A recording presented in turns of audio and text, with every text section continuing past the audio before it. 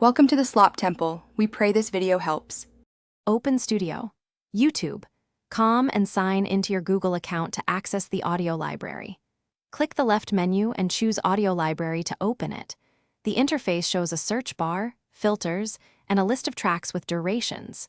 You can preview any track by pressing play and check whether attribution is required.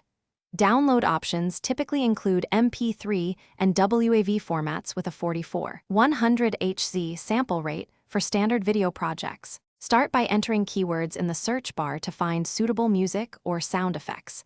Then apply filters for genre, mood, instrument, duration, and attribution requirement for faster results. Set a duration limit, such as under 3 minutes, to narrow edits. Preview tracks and click Download to save the MP3 or WAV file to your computer. Note the artist and title shown. Copy attribution text, if the license asks for it, in your video description.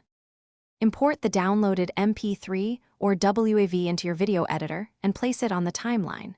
Trim the clip, adjust volume, and add fade-in or fade-out effects to match your scenes. Keep the audio peak below -6 dB to avoid clipping and balance with dialogue.